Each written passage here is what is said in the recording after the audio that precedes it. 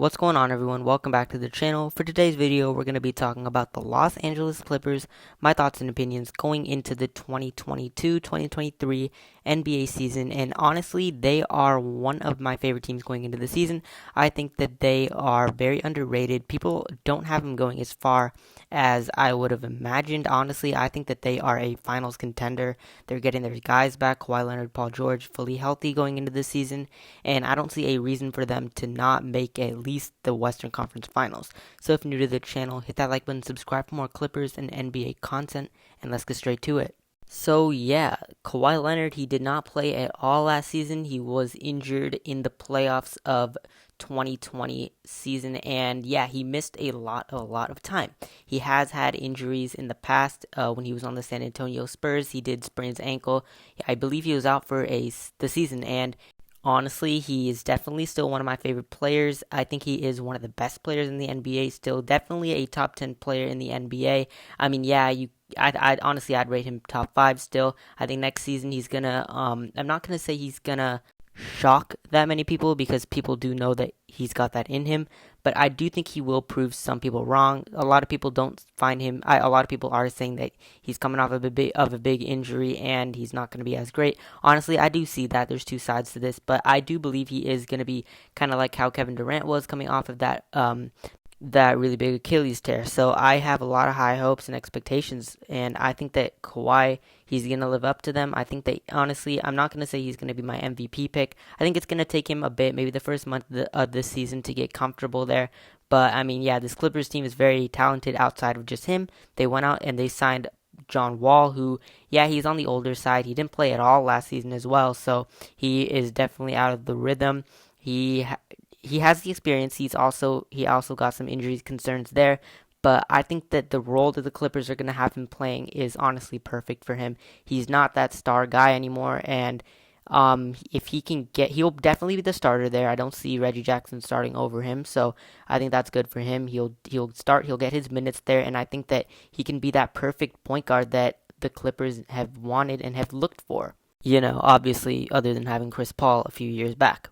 John Wall, the last time he was healthy, 2020 season, he did average 20 points, 40% from the field, 3 rebounds, and 6.9, almost 7 assists. And granted, yeah, he was on a pretty bad Houston Rockets roster that did end up with the worst record in the NBA those last 2 seasons. And so he definitely got the ball a lot more. He got a lot more minutes. I don't expect him to be averaging 20 points. If he can average anywhere near 12 to 15 and obviously 7 assists, that's honestly perfect. That's all they need. I don't think he's going to get over 30 minutes a game. I think maybe 25.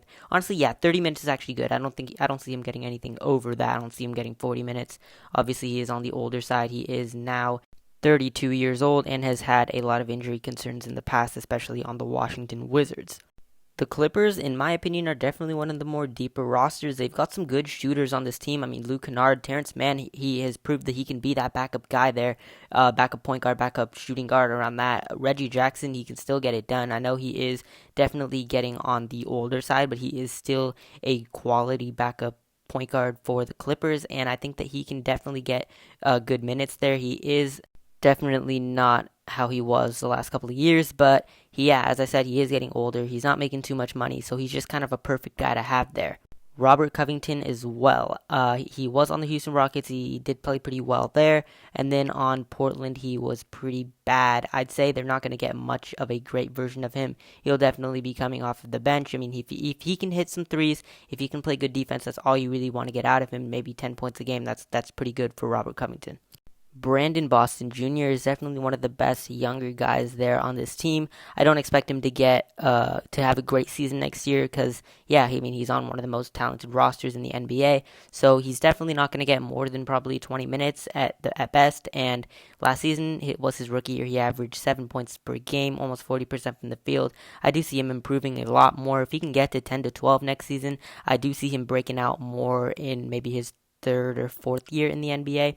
But for now, I think that he can be a good young player to have there. Maybe they can use him for trade bait in the next couple of years. The Clippers center is Zubac. I actually just looked it up. He is only 25 years old. That kind of came to a shock to me. I mean, I thought he would be at least in his 30s. I mean, I feel like he's been in the NBA for a minute. But yeah, I mean, that's pretty cool. Only 25 years old. He is a very good defender. I mean, he gets his blocks there almost 10 rebounds per game, also 2 assists, and then 10 points last season. Obviously, shooting around 65%. So he's a good center to have there. I mean, he'll definitely play a lot, and he plays well with when he plays well when he's got some good talent around him, especially with Paul George and Kawhi Leonard, and I think that he is a great center to have there. I honestly believe that this Clippers team is one of the deepest, one of the best rosters on paper, and we've seen that they're a good team. I mean, this team has the chemistry. They've played together for a few seasons now. They haven't made it to the championship yet. Obviously, that was the hope the last couple years, but I mean, I do expect this team. Last season, I mean, with all fully injured, they made the play-in tournament in a deep Western Conference. So, I mean, these young guys and these guys they have on the bench, they can get it done. They've proven it to us, and yeah, I just have some high expectations. I think the Clippers are going to be very good next season. And yeah, if you're new to the channel, hit that like button, subscribe for more Clippers and NBA content, and I'm out. Peace.